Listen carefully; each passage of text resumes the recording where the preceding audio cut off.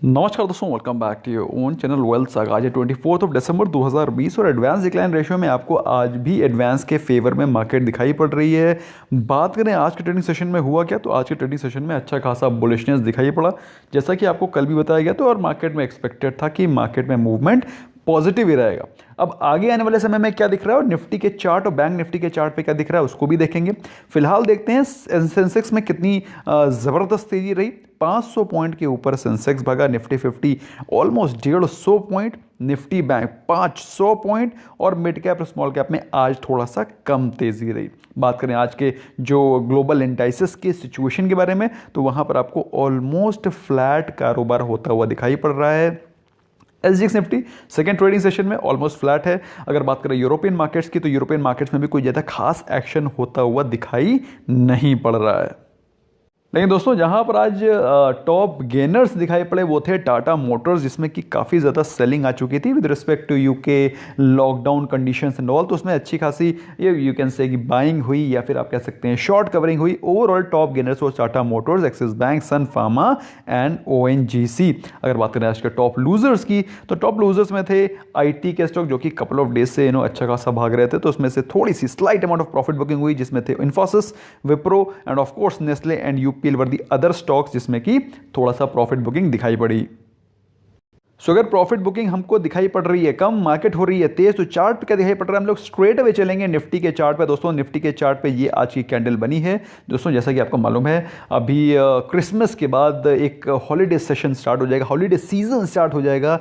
तो मार्केट में थोड़ा सा पार्टिसिपेशन कम रहेगा और मार्केट में आप देख सकते हैं इस समय थोड़ा सा पार्टिसिपेशन कम होने के कारण मार्केट में वॉलेटिलिटी आज एक्सपेक्टेशन से कम रही और मार्केट थोड़ा सा पॉजिटिव मोमेंटम में रही। फिलहाल आज के दिन जो कैंडल बनी है वो छोटी बनी है और अपने ऑलमोस्ट सेम रेजिस्टेंस जोन के आसपास मार्केट आती हुई दिखाई पड़ रही है। वो है 13,800 के आसपास। पिछली बार भी उसने एक रिवर्सल लिया था और उसी जोन पे आकर के ऑलमोस्ट उसी जोन पे आकर के निफ्टी खड़ा हो गया है। बात करें आरएसआई की, तो आरएसआई इज अबाउट 60, जो कि बता रही है मोमेंटम कंटिन्यू रहेगा और 20 डे एक्सपोनेंशियल मूविंग एवरेज के ऊपर ट्रेड कर रहा है निफ्टी। अभी कोई भी बीयरिश सिग्नल दिखाई नहीं पड़ रहा है। मेरे हिसाब से अगले वीक भी मार्केट बुलिश ही रहनी चाहिए। लेकिन दोस्तों, अगले वीक में क्या करना है उसके बारे में मैं आपको एनीवे वीकली व्यू में आपको बताता ही हूं कि आपको क्या करना है। साथ में आपको चुनिंदा 3 स्टॉक से बताता हूं जो कि अगले वीक में जबरदस्त तरीके से भागेंगे।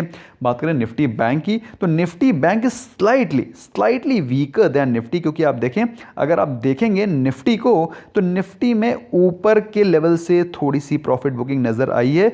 लेकिन अगर बात करें निफ्टी बैंक की, तो निफ्टी बैंक जहां से खुला उसने सिर्फ ऊपर चलना शुरू किया, लेकिन डे एंड में थोड़ी सी प्रॉफिट बुकिंग नजर आई। मैं आपको इंट्राडे चार्ट दिखाऊंगा निफ्टी बैंक का, तो आपको थोड़ा सा और क्लैरिटी इमर्ज होकर के आएगी।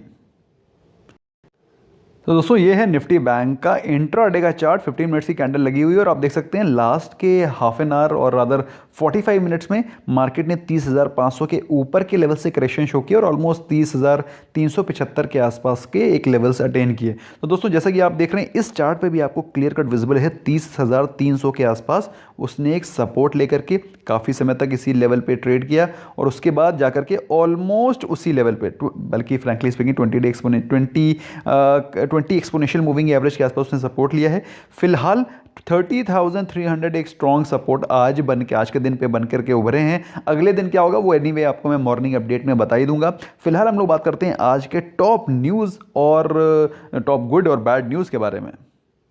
दोस्तों, सबसे पहली न्यूज़ जो आ रही है वो है रेस्टोरेंट स्टॉक्स के लिए, क्योंकि ऐसा न्यूज़ में आ रहा है कि महाराष्ट्र गवर्नमेंट ने रेस्टोरेंट एक्साइज लाइसेंस फ़ी को 50% तक घटा दिया है। तो इसका मतलब क्या हुआ? इसका मतलब ये हुआ जो भी रेस्टोरेंट बिजनेस में काम करते हैं, लाइक जुबिलेंट फूड और मे बी इवन अभी तो वो भी लिस्ट हो गया है, what you call burger king भी लिस्ट हो गया है। तो इसी प्रकार के जितने भी रेस्टोरेंट स्टॉक्स हैं उनके लिए बहुत ही शानदार न्यूज़ है। तो जुबिलेंट फूड, बर्गर किंग और वेरियस अदर रेस्टोरेंट स्टॉक्स जो कि लिस्टेड हैं, मेरे हिसाब से एक बहुत ही शानदार न्यूज़ है। ओके जो एरर्स थे स्पेलिंग के, I have amended them, there was कभी कभी हो जाता है spelling errors, but never mind. दोस्तों दूसरी जो न्यूज़ आ रही है, कर्नाटका में आपको मालूम होना चाहिए आज की रात 11 बजे से कर्फ्यू लगना था, नाइट कर्फ्यू। लेकिन दोस्तों आपको मालूम है स्टेट गवर्नमेंट का काफ़ी ज़्यादा रेवेन्यू आता है फ्रॉम एल्कोहल, तो एल्कोहल के रेवेन्यू के चलते एक फ़िलहाल कर्नाटका गवर्नमेंट ने नाइट कर्फ्यू को विदड्रॉ कर लिया है। और क्योंकि काफ़ी ज़्यादा ऑपोजिशन हो रहा था, काफ़ी ज़्यादा कर्फ्यू का ऑपोजिशन हो रहा था कि न्यू ईयर में अगर कर्फ्यू लगेगा तो what is the big deal about new year, तो फिलहाल के लिए वो अभी विड्रॉ हो गया। और इसके चलते अल्कोहल के स्टॉक्स में कुछ अच्छी तेज़ी आपको नज़र आ सकती है, क्योंकि अगर न्यू ईयर होगा तो ऑफ कोर्स कुछ सेलिब्रेशन तो हो गई, और सेलिब्रेशन में भाई अल्कोहल का तो role can not be ignored. एक और भी न्यूज़ है दोस्तों, वो है सेंट्रल बैंक की। Central Bank has to sell 64.4% stake in Central Bank Home Finance to Centrum Housing. So again a great news for Central Bank, क्योंकि दोस्तों ये कुछ ऐसे चीज़ें हैं जो कि अच्छे से वेल मैनेज नहीं हैं, बट एनीवे इनके अगर स्टेक चले जाएंगे तो Central Bank will be able to perform better. इसके अलावा डीएलएफ में काफ़ी अच्छी न्यूज़ ये है कि सोर्सेज से ये पता चल रहा है कि डीएलएफ ने जो भी न्यूली लॉन्च प्रोजेक्ट थे वो सारे के सारे newly launch project completely sell off हो चुके हैं, और कंपनी अप्रॉक्सीमेटली इस पूरे के पूरे सेल आउट डील से 300 करोड़ के आसपास का अमाउंट गार्नर करने वाली। So overall it's again a great news for DLF share holders. और इस प्रकार से दोस्तों डीएलएफ का शेयर भी आपको थोड़ा सा पॉजिटिव मोमेंटम में दिखाई पड़ सकता है। दोस्तों जो लोग डिविडेंड यील्ड को पसंद करते हैं और डिविडेंड वाले पीएसयू स्टॉक्स पसंद करते हैं, उनकी नज़रों में एक स्टॉक मुझे पता नहीं आया है कि नहीं आया, वो है एसजेवीएन, सतलुज जल विकास निगम लिमिटेड। दोस्तों ये एक बहुत ही शानदार स्टॉक है, वैसे है तो बहुत ही छोटी प्राइस रेंज का स्टॉक है, 25-30 रुपए के आसपास मिलता है, लेकिन बहुत ही शानदार डिविडेंड, इसको स्टडी पक्का करना। एनीवे एसजेवीएन ने 501 मेगावाट का project from government of Himachal Pradesh grab किया है। मेरे हिसाब से again great news for SJVN and SJVN share holders as well. लेकिन आज की तो जो सबसे बड़ी न्यूज़ थी वो थी मिसेस बिक्टर्स आईपीओ। भाई मिसेस बिक्टर्स आईपीओ ने पहले ही दिन जितने भी शेयर होल्डर्स थे उनके पैसे को कर दिया double, 100% returns in one day. इसे कहते हैं दोस्तों अच्छे आईपीओ में अगर आपका लक काम कर जाता है, आपको अलॉटमेंट मिल जाता है, I think this is the best thing which can ever happen with you all. Okay दोस्तों, इसके अलावा स्पाइस जेट के बाड़े से एक बहुत ही ज़बरदस्त न्यूज़ आ रही है कि आपको मालूम है लॉकडाउन तो यूके में हो गया है, काफ़ी ज़्यादा लोग मायूस थे, लेकिन मुंबई से मालदीव्स की स्पेलिंग शायद थोड़ी सी गलत हो गई है, एक सेकंड में इसको कमेंट कर लेने दो। मुंबई से मालदीव्स की फ़्लाइट स्टार्ट हो गई यहाँ से, तो जो लोग भी बाहर जाना चाहते हैं, those who ever want to go out, they can go to Maldives in place of Europe and other European countries, क्योंकि मालदीव्स इज़ फार सेफ और वहाँ से केसेस भी ज़्यादा नहीं आ रहे हैं, और स्पाइस जेट की फ्लाइट्स भी शुरू हो गई हैं। मैं कोई स्पाइस जेट को मार्केट नहीं कर रहा, I am just wanting to inform, it's a great news for SpiceJet share holders and of course for those people जो कि नए साल में बाहर जाकर के कहीं इंजॉय करना चाहते हैं। So again a great news. बात करें वेदांता की, दोस्तों वेदांता के बारे में कल मैंने न्यूज़ बता दी थी और आपको मालूम होना चाहिए आज वेदांता ऑलमोस्ट 6% के आसपास ऊपर था, काफ़ी ज़्यादा ब्लॉक डील्स हुई थी in the price range of 150 to 160 और शानदार 6% के प्रॉफिट मिले। तो जो लोग वेदांता में निवेशित हैं, मेरे हिसाब से निवेशित रहें। Vedanta is a great stock to buy for long term as well. फिलहाल हम लोगों ने स्टॉक को 107 रुपये के आसपास खरीदा था और अभी भी स्टॉक अप मूव दिखा रहा है। अगर बात करें नेगेटिव न्यूज़ की, दोस्तों ज़्यादा नेगेटिव न्यूज़ है ही नहीं, frankly speaking there is no negative news, only one negative news there again, that too with respect to corona virus only.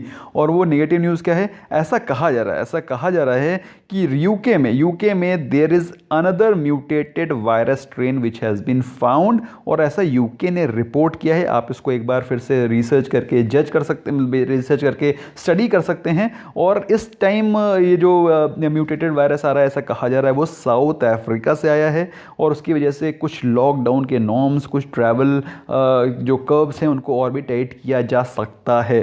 फिलहाल ये सारी की सारी चीज़ें न्यू ईयर में थोड़ा सा कम है। मेरे हिसाब से हो सकता है न्यू ईयर के बाद में ये जो लॉकडाउन वाले नॉर्म्स हैं इनको और भी टाइट कर दिया जाए। So you have to be careful. बात समझ में आ रही है? अभी जब न्यू ईयर में ये जो लॉकडाउन है थोड़ा सा कम है, हो सकता है इसके बाद इसको और टाइट कर दिया जाए। ओवरऑल आप लोग को कॉशियस कॉशियस रहना है, मार्केट में कॉशियस रहें, क्योंकि मार्केट इस समय ऑलमोस्ट लाइफ टाइम हाई पे चल रही है और Q3 के रिजल्ट्स आने वाले हैं इस वीकेंड के बाद में। इस वीकेंड के बाद में जो नेक्स्ट वीक आएगा, ऑफ कोर्स उसके बाद जो जनवरी की स्टार्ट होगी, जनवरी की सीरीज में पहले वीक से ही स्टार्ट हो जाएंगे Q3 के results. So be cautious. Otherwise अगर आपको लग रहा है कि आप थोड़ा आपके पोर्टफोलियो में कुछ ऐसे स्टॉक्स हैं जो कि ओवर वैल्यूड हो गए हैं, then you can book some profit. Otherwise अगर आपने लॉन्ग टर्म के लिए पोर्टफोलियो बनाया है, मेरे हिसाब से आपको पैनिक होने की जरूरत नहीं है। Remain invested and keep growing your money exponentially. तो so from my side friends, thank you so much for giving a precious time. I hope you learn something new. Bye bye for now.